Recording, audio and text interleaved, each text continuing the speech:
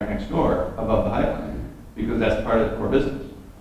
And so, despite sort of equal detriment to neighbors, one would be allowed and one would not be allowed. And I'm wondering what you guys think of that and the potential consequences for other development of rooftops next to residential areas throughout Berkeley, commercial rooftops. Thank you. Well, that's a difficult one. I mean, I think the best I can do on the spot here is express, and this is not a cop-out or dodging the question, is to express a willingness for us to look at that. You know, it's not an issue that I have dove into deeply myself, but if it's an issue that concerns you and others that you know in the community that you think we need to address, we should look at it. In this particular project, I remember this one, and I remember how how difficult sometimes it is to figure out what the right answer is from the perspective of the zoning ordinance. And so one of the things that we often look at as staff is precedent. You know, what have we told other applicants that are trying to do this same thing? And we try to apply the zoning ordinance consistently.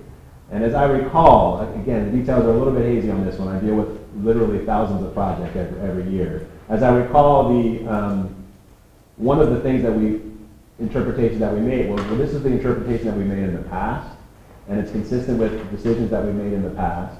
And so that's why the staff landed on that particular. It wasn't that we, you know, it's not, we don't want to cause detriment to a neighborhood. It was, what's the most fair way to implement the zoning ordinance as we see it?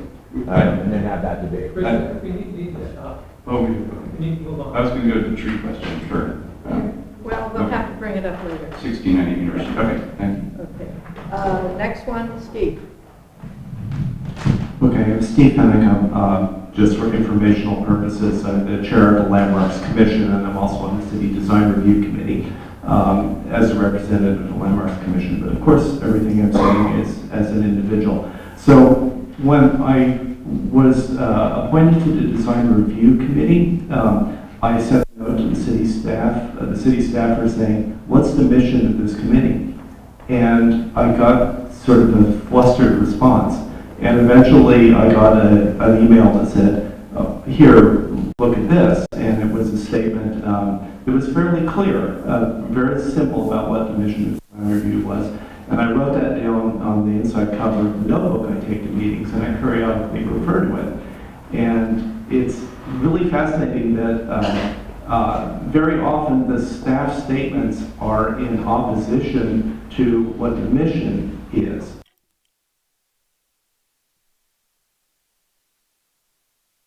With Camp Bailey Way, which is a very, very complex issue here, which has been gone through essentially 4 city processes, twice a landmarks decision, twice environmental impact reports for projects that affect a Camp Bailey Way view.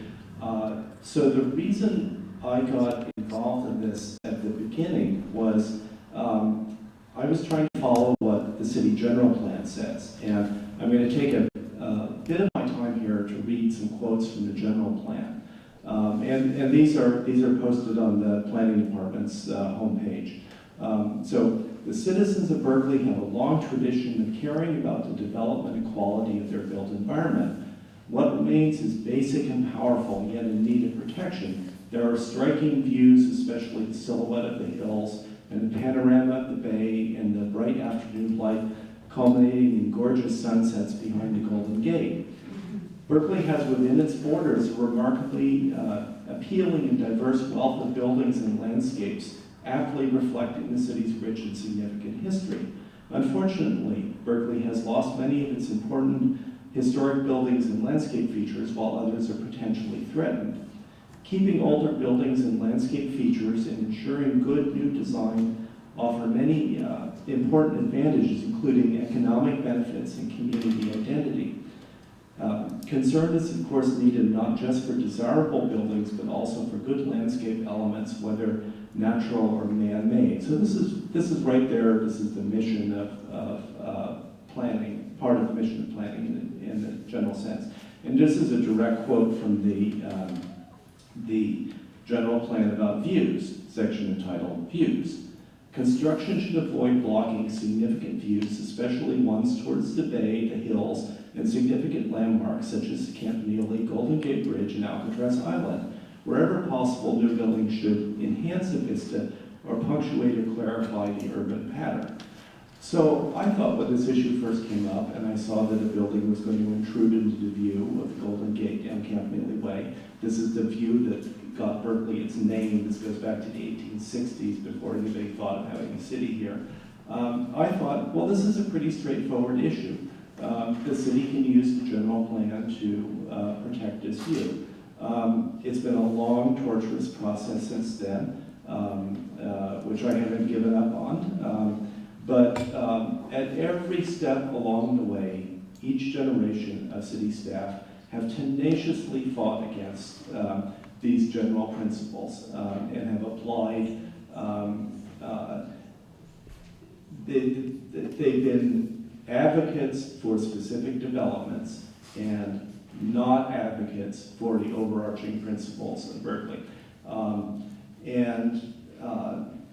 It's interesting that a lot of the information that's given to the public by staff and that's given to the council is shaped to meet the immediate circumstances. The last Campanile Way appeals hearing, Mr. Burrows, you gave a statement that, or the council asked, is Campanile Way on the National Register of Historic Places?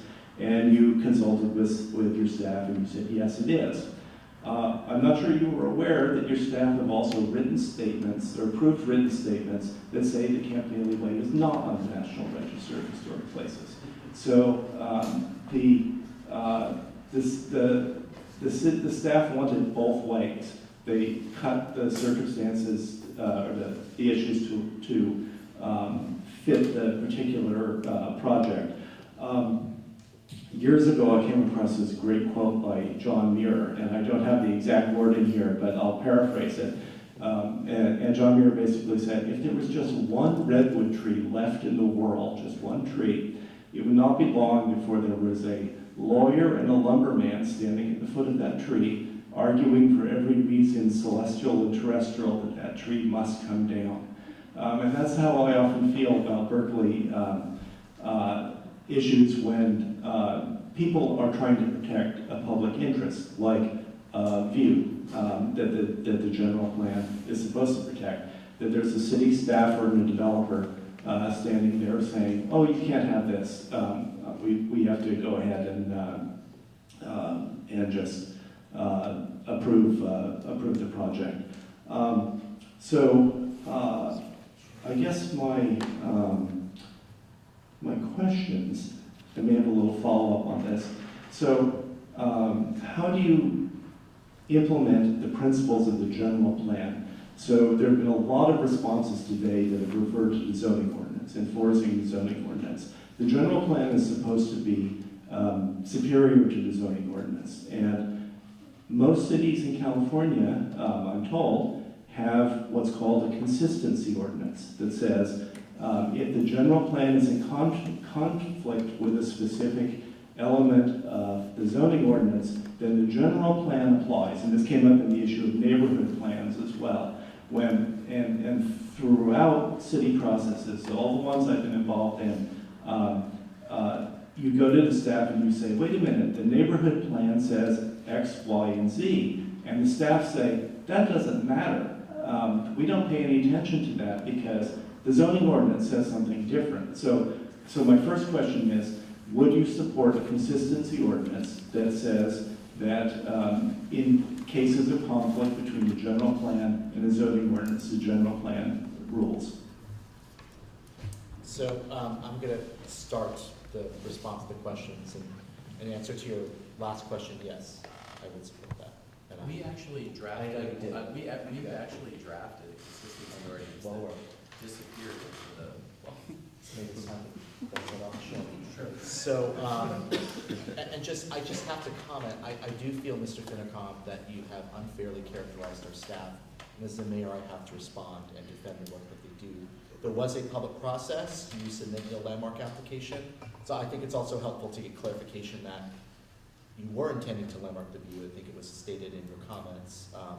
There is a legal question as to whether the commission can landmark a view and whether this is the appropriate process by which to affect land use regulation, or whether that should be done through the zoning process.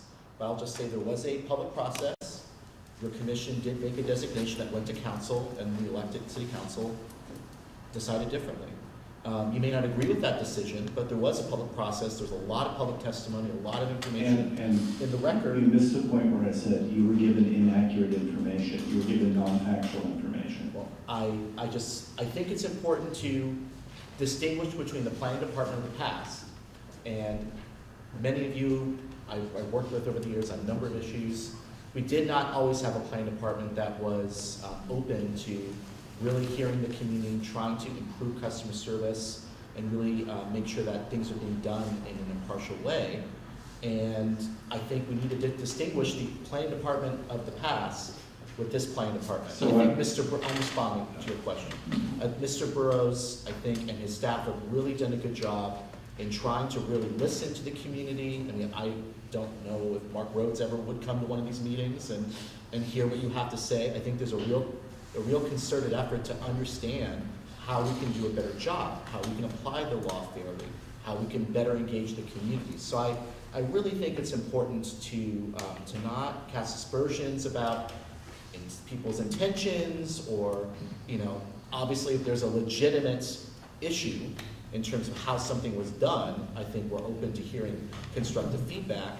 But I think it's unfair to say that we're not listening to the general plan, we're not following the principles of the planning department. I think our staff are doing a really good job and trying their best to try to enforce the law in a fair way. So I feel, as the mayor, I have to say that I have to defend the work of our staff. So, We need. I know, I have one follow-up question. I wanted to say, you're talking about the planning department in the past. I'm talking about the planning department of 30 days ago, September 20th. I know So that that's doesn't agree with the very, decision. very past. But I wanted to ask Mr. Burrows if he would support a consistency ordinance. It's not my decision. Okay, time. It's not my It's a decision. policy It's a decision. policy That's decision. my That's a major theme that's happened in this conversation, is what's the role of policymakers and what's the role of implementers. And I think that's frequently lost in the debate. We I have don't two get to more decide that. speakers, and then we have some questions. We need to move on. The debate will continue. Please, we understand that. This is not the end of it. The microphone. We're getting the microphone. We're gonna move it around the front. Okay. There you go. Pam, you're next, and then David.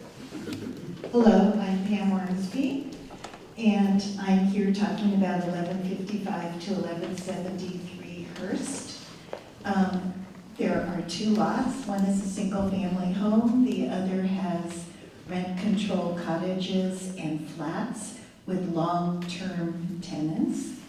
The plan is to demolish all of that and to build very dense units, including apartments, the market rate, no rent control, market rate that includes 4 bedrooms, 4 bathrooms. The neighborhood we're calling ourselves Strawberry Fork because up near the old Santa Fe train tracks, there was a creek that emerged there and came down Hearst, and at some point at the turn of the century it was filled in, and so people both on Delaware and on Hearst got another lot, which was wonderful, and it floods during the winter time, and I've lived there for over 50 years, and there were residents of the single-family homes who were 80 or 90 when I moved in, who told the story over and over and over again about the creek that was filled in and everybody got the lots, and that's why we have these floods, and it can be up to my knees when it's really raining, and so we call it like this and like that, and we've taken photographs of it with rulers and sent it to the planning department. Okay. So in the summertime, our neighborhood was faced with going to ZAB to ask for a more comprehensive hydraulic evaluation, and soil stability, because there's times where you can just put a stick in, it goes down, down, down, down, down, down, down, down, down. And we feel that the creek area filled in was probably, has over the 100 years, has shifted, and we have concern with this density of buildings being built as to what will happen both for the hydrology and the storm drain issues in the neighborhood and for the buildings themselves. We went to ZAB. There were 5 substitutes that night. I want to thank ZAB because they got that this was a displace and demolish of rent control units.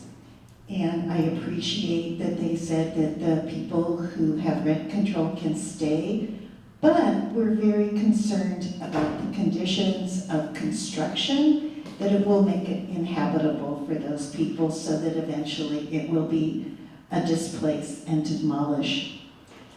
One of the buildings was moved from the east side to the west side without neighbors being involved at all. The report to ZAB gave a picture of neighbors having been met with and they were fine with light and privacy and all that, which is not true. And so I want to say ditto, ditto, ditto, ditto, ditto, because we ended up in a dog and pony show of having to disagree and be contentious at ZAB, and I guess we will in our January city council meeting appeal also. So as a long-term resident of Berkeley and a long, almost 50-year former Berkeley school teacher, I would say that we really seriously need a procedure. There are rules and laws, and there are policies and practices, and it's wonderful that you are willing to work on these policy and practices, and I hope we can get a commitment from you today as to where you see early on in the process neighbors can be included, because we didn't feel believed. And we, down in the flats, you know, are the psychiatric social workers and the nurses and the teachers, and we don't have time and we don't have money to hire lawyers to protect our way of life there. Are we willing to have more housing? And yes, we understand that because we are people of not high means, so we understand and support that. But it has to be reasonable. This building that was moved over to the west is now 3 or 4 feet away from the property line on the other side, and they've put a garden roof deck on top. Nobody knew about this. Here are these residents down below. One of them is a retired concert pianist. The sound. And we had no forewarning about this before going to ZAB. And so I really strongly request deeply that you come and meet with our group and hear our concerns and see how you can help us. And I can see the possibility of these mini dorms, market rate buildings coming through our neighborhood one by one by one. And I want to remind you that one of the lots was the first Baby Green Gardens for Chez Panisse, that a lot of our houses were built by the oldest grandson of Michael Curtis. We were originally a neighborhood of farms, and the creek is there. The creek is there. And so we do need to deal with that.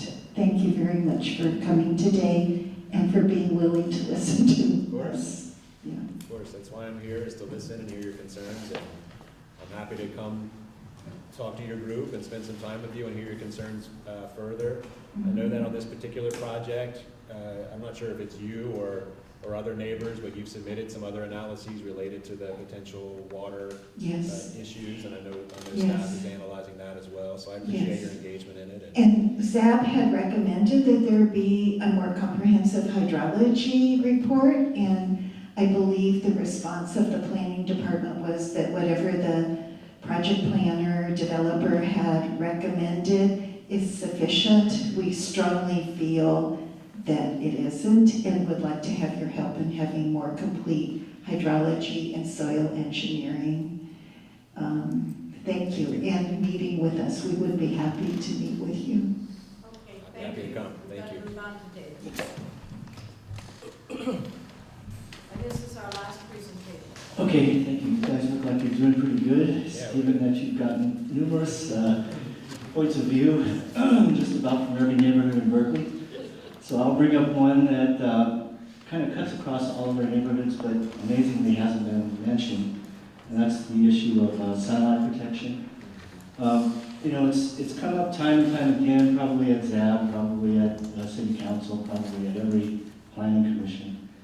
And it looks like now with the passage of SB 35 and other state mandated laws, going back to kind of Mayor Hartwig's comments in the beginning, I guess my question has to do, given that those laws actually allow the state to override public input and also prevent any appeal from occurring, what is your position on the need to maintain some kind of local control in order to protect those aspects of life here in Berkeley that are really near and dear to every neighborhood in Berkeley, every person, every resident? So are you in support of things like objective standards and trying to incorporate those into the actual zoning code? And if so, what kind of timeline do you have in mind?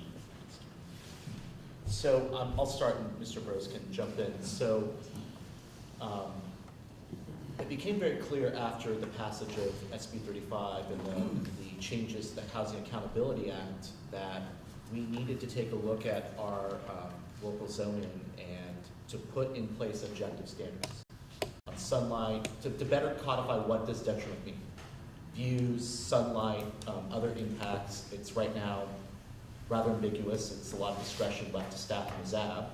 There are some metrics which staff has sort of implemented over the years. I think there's a need for better clarity.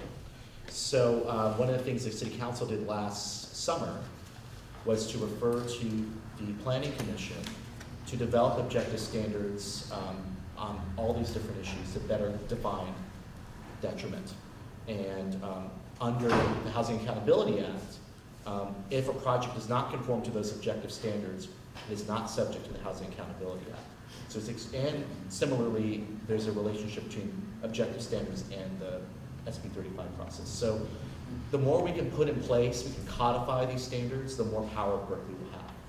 And so we did form a joint subcommittee, the joint JSIzzle, the joint subcommittee on the implementation of housing laws, and that they are working on this issue specifically. And I think we have a consultant who's working on that, so maybe you can update us. Yeah, absolutely. Yeah, fantastic question. It's sort of a new world right now, isn't it? Right, the role of the state in local planning has changed pretty significantly over the past couple of years, and that seems like a trend that's likely to continue. So we as a community have to think about, okay, what's our place now, what's our role now, and what do we want to be doing? So as the mayor said, the council set in motion a process of defining more objective development standards for different zoning districts. The mayor and other council members appointed members of, I think it's the Housing Advisory Commission, the Planning Commission, the ZAB, to a joint subcommittee to focus on how we implement these state housing laws as a city. And then my department is in the process of hiring an outside consultant to help us do some research on kind of what our existing objective standards are now, where are there gaps in those standards, and then make some recommendations on what we do about it. So that process is set in motion now, and we'll be going through the commissions as well as going for city council consideration. So another issue that this committee is looking at is to develop what are called density standards. As we know in our well, there are some exceptions. There are some density standards in a few residential districts, but for the most part, many zoning districts, density is not calculated on a per acre standard. And so our density bonus implementation is a little funky. It's a little unique because it's not based on actual calculated density. We develop a base project, and that is the basis upon which we calculate the density bonus. So having density standards developed through community input will be important as well with the density bonus, Housing Accountability Act, and all these different issues. Okay, we need to cut this off. Yeah, I think we have 5 minutes maybe for a question. Well, and we have 3 minutes. 1, 2, 3, 4, 5, 6, 7 questions, or 8. Here comes another. I think maybe I'll just read the questions, and you'll get a kind of a flavor about what some members of the audience felt about what was said. You're gonna try and have a wrap up for the last 5 minutes? Dean is going to do a wrap up in 5 minutes.